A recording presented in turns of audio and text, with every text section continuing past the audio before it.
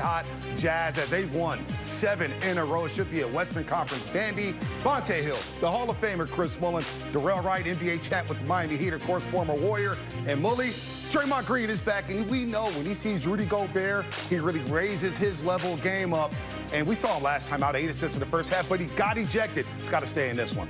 Terrible call by the official. The technical was rescinded. Draymond's back in the lineup. It's going to take a lot of focus tonight to get that win in Utah. No doubt about it. They're red hot, but Darrell, history could be in the making here. Steph Curry, that's right. He's chasing Reggie. He's chasing Ray Allen. By the end of the night, he could be just looking up at Ray Allen. It's tonight. He becomes the number 2 three-point king here. Vontae, I'm calling it. Tonight's the night. Tonight's the night, Mully. You going out on a limb, D, right? Yes, sir. I got him going out. I say it's over in the first quarter. They're going to need it. They're going to need a red-hot start from Steph Curry tonight against a tough Jazz team. But that man right there, Kelly Oubre Jr., looking to bounce back from a rough night against the New York Knicks. We'll talk about that. Monty Pulikar, welcome back to Warriors Pregame Live, presented by Comcast Business, and that man right there. We'll talk about him a little later in the show. He's having a hell of a season, averaging over 28 points a game, 6.1 assists and 5.5 rebounds. He has a chance to move up the leaderboard when it comes to three-pointers made. We'll talk about that later in the show as he tries to get the Warriors back on track here after a tough loss to the Knicks, snapped a 2-game winning streak, and they're trying to get their 3rd in a row. Of course, the Knicks, they win here, and they go up to Sacramento and lose, but we'll worry about the Knicks another time here, Bully. And look, the Warriors got to get back on track with the bench scoring. We know about the starting unit getting off to a slow start and letting the Knicks drop 40 in the first quarter. It was just a weird night at Chasing Thursday. They got to regroup, put that game behind them. Get more disciplined on defense, play defense without fouling. That was really the biggest problem in the Knick game. And then obviously Draymond's ejection, which was a total missed call by the referee. So a lot of stuff to put behind you, and it's going to take a lot of focus tonight to get this win in Utah. It's a really tough place to play, Darrell. And here it is, Darrell. Draymond Green getting ejected with 1:04 left for the first half. He had 8 first-half assists, was really playing well, and the Warriors were starting to come back and flip that basketball game. And an unfortunate incident for Draymond Green. The NBA has rescinded that flagrant foul, or that ejection and that flagrant. But come on, hey, you got to get the calls right here. Yeah, you definitely got to get the calls right. This is the, this is the highest level of basketball, so you got to get those type of calls right. I thought them closing that lead to 2 points going into the half, that the Warriors had a great chance coming out in the second half with taking that game. And, Draymond being a big piece of this team, it really, took them out the game. And I think the key tonight is just playing without fouling, like Mully said, and also not letting the refs take you out the game. I know some calls didn't go their way, but they just got to keep playing through those. It's going to happen through the course of the game, but you just got to keep playing. It's a good point. Maintain focus through adversity. It also shows you how important Draymond Green, we always talk about his defense and his communication on the defensive end, but offensively, his ability to play point forward, take Steph Curry off the ball, let Steph roam, set back screens, and do all the things he does off the basketball so they can't double team him. So Draymond, as important on defensive end as he is on the offensive end. Great point, Willie, because the Warriors offense it wasn't going on in the third quarter. They obviously had to bring in Nico Mannion and try to get Steph Curry off the ball, some open looks, and it didn't work out. Let's go inside the paint with our very own Monty Poole, Warriors insider here at NBC Sports Bay Area. Monty, good evening. This should be a good one out there in Salt Lake City between the Warriors and the Jazz, but it's about Draymond Green right now getting ejected and the NBA basically admitting that it was a mistake to throw him out. Just a weird situation, and it really cost the Warriors possibly the game, because I thought they would come back and win that game against the Knicks had Draymond been in the lineup in the second half. Yeah, you must have paid attention to how they looked without Draymond. I mean, the second half, it was a mess. Offense was a mess. Defense was a mess. The thing is that Draymond, and I liken it to a job site where you have a foreman, and that's Draymond. He's the guy that gets everybody else coordinated, set up, instructed in terms of what they have to do.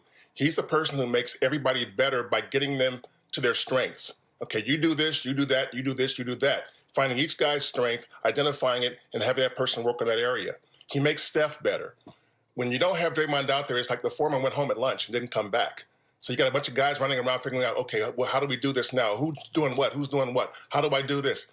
It was chaos, and I thought that was the key to the game. I think the Warriors had a very good chance to come back to win the game. They had an awful first quarter.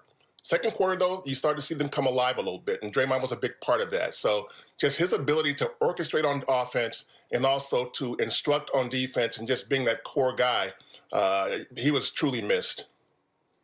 Hey, Monty, it's D right here. What do you think the Warriors' mindset will be tonight after Coach Kerr calling them out about fouling and, you know, complaining to the referees and things like that? What do you think they're going to come out? How do you think they're going to come out tonight? Well, I think you expect to see some energy early in the game. Now, the question is going to be, how do they recover? Because of flight delays, they didn't leave the Bay Area until almost midnight last night. So they didn't get to Salt Lake City until sometime around 2. And they didn't have a shoot-around this morning. I'm sure that was a factor. So you look at those things and you wonder, okay, they've had most of the day to kind of just get together. They had meetings, of course. But you want to see early energy because Utah's really good this year. They're good on offense. They're good on defense. They're the best rebounding team in the league. I mean, they do so many things well to where you got to bring your best. So if the Warriors lay that egg the other night, and I say it's a half egg because the first quarter was bad and most of the second half was bad. But tonight, you need 4 quarters of really good basketball. They know that, and they know if they don't bring it, they're going to get blown out. No doubt about that, Monty. Good stuff as always. Enjoy the ball game, and don't forget to check out Monty Pool's work at NBCSportsBayArea.com or the My Teams app. Make sure you download that app. One of the best apps out there in these streets here. We're talking about ejections, right? Because Draymond, we've seen him get ejected multiple times. How about this? Chris Mullin. Chris Mullin ejected way back when, March 10th, 1997 at the LA Sports Arena. Mullin, where you going with the basketball there? Hey, they need the ball to play, Bully. What's going on here? First of all, D-Right. You just walked off the floor with the ball? Are you kidding me? If the restricted area was there, that would have been a block. That's a block, man. for That's sure. a terrible call. We know that. And I did the least of all evils at that point. Well, check this out at the Garden. Here's at Madison Square Garden, St. John's, Georgetown. Bully ready to throw down with John Thompson in second. What's going on, Bully? Trying to throw down with JT. Hey, what's up, man? buddy. Look at, hold him back. Hold him back. What did you say? Oh, man, Bully, what was you saying right there? First of all, Draymond, I feel you, my brother. I feel You made you. Draymond look like a saint. I'm with you. The competitive fire, the competitive spirit. The first one, that was just a terrible charge call. Right. And when I went to the locker room, I was on my way. I was thinking about throwing the ball at somebody, kicking the ball in the stands, so I just took it to the locker room. The last one with Georgetown, Jordan Clarkson, guys who have started many games in the NBA. So they've got a really good championship quality team. Yeah, Bojan Bogdanovic wasn't there in the bubble. Let's hear from the head coach of the Golden State Warriors, not only about the Utah Jazz, but about getting in Salt Lake City at 2 a.m. Tough break for the Warriors. Well, it's hard to tell given that we got in at 2 o'clock in the morning. So it was a crazy day of travel yesterday with a lot of delays and no shoot around today. We had a brief meeting. This is just one of those strange games that happens every year on the schedule where everything goes wrong and your preparation is off and you have no idea what to expect. And in this particular case, we're coming in to play the hottest team in the league. So we'll have our hands full tonight, but it'll be good to get back out on the floor and hopefully play with more discipline defensively, less fouling, more rebounding, and give ourselves a chance. Yeah, tough break for the Warriors getting in Salt Lake City at 2 a.m., fellas. And, of course, Steve Kerr talked about less fouling.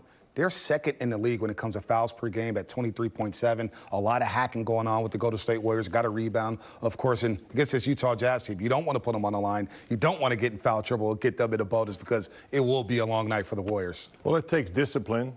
It takes KYP, know your personnel, the scouting report. And tonight, when you go on the road, you want energy, but they may be physically tired. So what's going to be probably more important is focus, right, and the discipline of not fouling, right, and then follow through on the game plan. Run the three-pointers off the three-point line. Make sure you don't give up middle. If you know how you guard in the pick and roll, right? And first and foremost, part of the defense, transition. Get back on defense. Don't give them easy baskets in transition, Darrell. Yeah, and I think they didn't do a good job of that last game. They gave up, I think, 17 points to the New York Knicks, who play a more slow-paced game. So they definitely got to get back in transition. more attention to detail. And, you know, they're a great defense team so far. They just got to, you know, that last little final line is play without fouling. Right. You know, try to be aggressive because you don't want to put a good team on a free throw line 20, 30 times in one half. So they got to definitely be ready for that. And Darrell, you said it over at the desk there. Don't get frustrated. If you make one mistake, don't follow up with another one. Right? No Just doubt. correct your mistakes in real time. And they made a lot of mistakes against the New York Knicks. We're going to break down that bad defense coming up here because they gave up 119 points to the New York Knickerbockers. They scored 94 last night. First possession, no one picked up the basketball. So now here we are. The Knicks are in three-point range, no contest. No one declared the ball in transition, Darrell. Yeah, you definitely got to pick up the ball and declare the ball. And right here, Julius Randle, better playmaker throughout this season. No hands on the post-up. And then Steph losing his man to a good shooter. In that paint area, you have to have high active hands, take away the passing angles. Here, just a simple little pick and roll, but the roll man, Nico Mannion, bump Mitchell Robinson, stand there, take it in the chest, don't give him a free run to the rim. Oh, that's going to happen. You see here with the breakdown, more breakdown here with the Warriors here defensively, just kind of blowing it. Yeah, and this is a zone right here. So, you know, guys got to communicate better in the zone. And then I think Bazemore overreacted to not a great three-point shooter. And then you give an athletic wing, you know, a free baseline drive to the basket for a highlight play. That's where frustration comes in for Steve Kerr and his staff. You go zone to prevent dribble penetration. The guy dribble penetrates, and then you have a non-shooter at the corner three, just close out short, you overrun him, and you give him a dunk. Obi Toppin, yeah. The discipline of the scouting report, and most importantly, discipline, play defense without fouling. And look, we've talked a lot about the bench, the Warriors bench here, the dubstitutes, as they call them here. We're not calling them the Swag Brothers, but the dubstitutes here. And they're struggling a bit here, especially in that New York Knicks game. I know they cut into the Knicks lead when the Knicks scored 40 in that first quarter, but it was really a tough flow for them. Bazemore, Lee, and if it's putting Oubre in with that second unit to start the second quarter, no Wiggins. We've seen that for the last 3 games. And it seems like, Darrell, that the bench has started to lose its flow. Yeah, they just got to bring better energy. I feel like Pascal's been pretty consistent, but it's the other guys as well. You know, that's why they've been so successful this year, is because it's been a total team effort when it comes to the bench play. So they just got to do a better job when they come in the game early and not try to, you know, do whatever the starters are doing. They got to take the lead up or keep the lead pretty close. So they just got to do a better job with their energy and get those good looks that they were getting the previous few games. We talked discipline on the defensive end by not fouling. Right. Offensively, the discipline is shot selection. Steve Kerr mentioned it felt like there was 20 block shots. Right. They were over-penetrating. Take the open shot. The closest shot, not necessarily the best shot. It's the open shot. And let the ball do the work. A lot of over-dribbling, getting yourself into trouble, and desperation passes.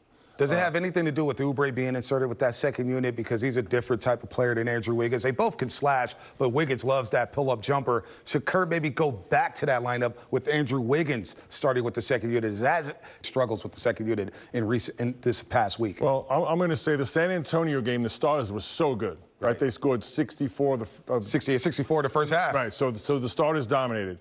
The Knick game, Draymond being thrown out threw the whole substitution pattern out of whack. So you know what? They got a game tonight to reestablish themselves. And as far as Steve Kerr using Andrew Wiggins or Kelly Oubre, I think it's a game-by-game feel. You know, he's done both. Depends how the other players are playing and how Andrew Wiggins or Oubre are playing. Yeah, and I think he did a good job with inserting Oubre when he was getting off to a great start. So that's why we saw Oubre out there with that second unit. But I think it's going to be just depending on who's playing well and who's hot, and he's going to keep the best option in it. But I think the thing that Andrew Wiggins does bring is more playmaking in the pick and roll, getting downhill, getting his shot, and also finding his teammates on the perimeter. And we talked how Draymond is so important offensively, playing point forward, letting Steph play off the ball. That second unit, they need Wanamaker to organize them. Yep. Right? So if Steph's not in the game and the double team's not coming, you need to get into your offense and make sure everyone's organized. Yeah, Wanamaker struggled against the New York Knicks, as you said, over-penetrating. He got a lot of shots blocked against that tough New York Knicks defense there. Tom Thibodeau and company did a great job there. Kevon Looney, we saw him coming into the break. He seems like one of those X factors in a game like tonight to where he's going to have to guard some of those bigs in Utah and really keep them off the glass. His experience, his knowledge, and I think the comfort that not only the coaching staff has with him, but his teammates. He's always going to be in the right position. He's going to call out the defenses early. communicating-wise. He's not going to make mistakes. He's going to be in the right place offensively. He's a guy that helps defensively and offensively organize things and aired a coach on the floor with that second unit. Yeah, the thing that sticks out the most is his screen ability, how he gets Steph Curry open, how he get the wings open in the corner. So I think he's going to be very important tonight when they go small, you know, setting good screens high, like we seen Steph get into the paint and be able to get to, you know, his three-point shot because Robert Gobert, he's not going to be able to get out there. So he'll be able to be a lot crafty tonight if, you know, Looney's out there setting good screens, rolling hard, and also being a playmaker once they give it to him on a short roll. And with Rudy Gobert, he's a heck of a player, but you actually don't mind him posting up. Right. You know, kind of a little clog the lane, even Pascal could guard him. He'll hold him off the block and let him shoot over the top. If he does miss, you can get out in transition. So, it's one less time. Donovan Mitchell, the other scorers, one less opportunity for them. No doubt about it. It's Stifle Tower, Rudy Gobert averaging a double-double, the former DPOY here. We'll talk more about him later in the show. But Steph Curry, that man right there, can make history tonight. Darrell Wright's already called it. He needs 3 threes to tie Reggie Miller 4 to take over the number 2 spot on the all-time three-point list. And they have to do it against a scrappy Utah. Oh, what a shot from Curry! Curry splits the defense behind the back. Fires a three. Oh, he puts it in! For the record, good! There it is. Curry for 400. Yes, sir! Memphis running into the front court. Draymond finds him another three. Got it! 62! Game. Just an incredible, incredible career. You see the numbers right there with 4 3-pointers tonight against Utah. Steph Curry will be all alone in second place on the all-time three-point leaderboard, right behind Ray Allen, which we all believe he should surpass sometime next season. What a career for the 2-time MVP, 3-time champion. He's having a hell of a season, too, to back it up here as we welcome everybody back to Warriors Pregame Live, presented by Comcast Business, the Hall of Famer Chris Mullin, NBA champ Darrell Wright. And look, this guy got drafted 7th overall. Thank you, Minnesota. Thank you for taking Johnny Flynn and Ricky Rubio. But he's just been special. And you think about the leaderboard when it comes to the Golden State Warriors. Rick Barry, he's going to shatter all his records. Wilt Chamberlain, he's chasing him on an all-time points leaderboard here in Golden State Warriors history. It's just really remarkable that this guy, still at the age of 32, is still the most deadliest shooter in the NBA. It's like this kid is getting better every single day, and just being a former teammate of this guy and just seeing the work he put into the game and on his jumper, his body, everything, every single day, I'm not really surprised. And, you know, me being able to break the franchise record in 2010 and then him breaking it, you know, a year and a half later, I wasn't surprised either. So I'm just so happy for him. You know, he got healthy, and he's out there doing what he loves to do, and that's get buckets, man. I'm so happy for him, and can't wait to see him be standing alone by himself one day. His work ethic, his discipline, the joy that he plays with, and his skill that has changed the way the NBA plays the game will go down in history. And every time he steps on the floor, it's a historic moment. You got to beware for something historical to happen. And here, you know, in his mid-30s, when people are starting to question him a little bit, in the first 2 weeks of the season, he dropped 62 points, just to let everybody know. So stay tuned. That record will go away tonight.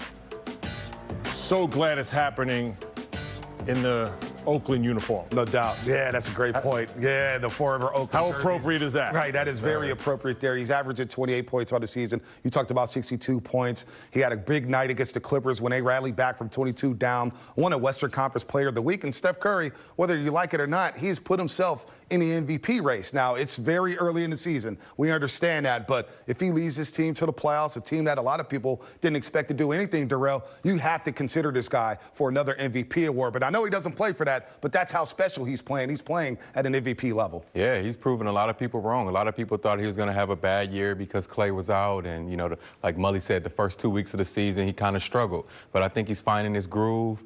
You know, he's putting the team on his back sometimes, having big games. And I think if this team continue to have great success, he's going to be up there at the end of the year talking about another MVP. And I'm really looking forward to seeing that because he's putting the time, he's putting the work in every night. Steph Curry is always going to be in the MVP conversation. His stats and his individual accolades are always going to be there. This year, it was about can the team win enough games to propel himself up the ladder. They've done that in the first few weeks of the season. What's really impressive is he comes in every single night and has to figure out how the defense is guarding him. His teammates know they're either going to be guarded one-on-one or left open. Steph has to navigate through that in-game, you know, to beat him with the pass, be aggressive getting to the paint, or be a decoy and be a screener and move without the ball. So he does that in-game and scores the ball at a high level. I didn't hear about the boxing one in the NBA until Steph Curry started playing here with the Golden State Warriors. I thought it was Rick Majerus at Utah running that stuff, man. Triangle and two, boxing one. Who knew it would become an NBA staple when it comes to Steph Curry and try to defend him? We'll get into our storylines here on Warriors Pregame Live. And there's a lot here. There's a lot of storylines, and I know the Utah Jazz are coming in after winning 7 in a row. But Steph Curry, man, and what he's doing here, it's the bench.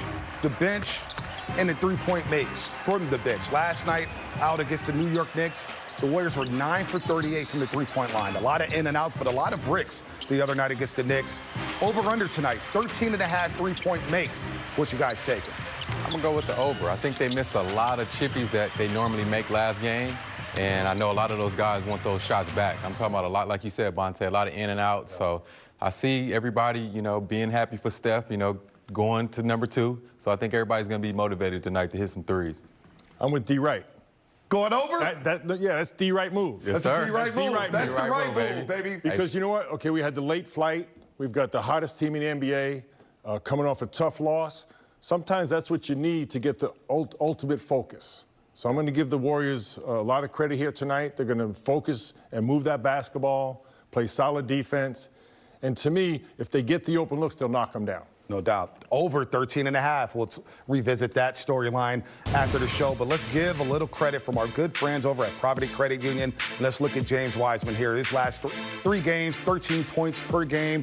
Had a really good bounce-back game against the San Antonio Spurs. A career high, 20 points in that one. Hey, 18 against the New York Knicks. He's starting to find it here, averaging 13, 5.5 rebounds, and 2 assists. James Wiseman, the 19-year-old, just gets better and better and better. He has a rough game. He bounces back with a career high. Let's see how he does against Rudy Gobert, because this is another test for the young man. I know Rudy Gobert isn't the threat offensively, Mully, but defensively, Rudy Gobert is as good as it gets. Consistent improvement for James Wiseman. I think every night out, he learns something and puts it into the next game immediately. We've seen him do everything defensively, offensively, and quite frankly, offensively, he's a recipient of how the game is flowing, right? He's pretty much the 5th option in that starting 5. But I love this kid. There's a lot to be excited about. And as you said tonight, playing against Rudy Gobert, probably the first time you've seen a guy like this. That's really old school, in the paint.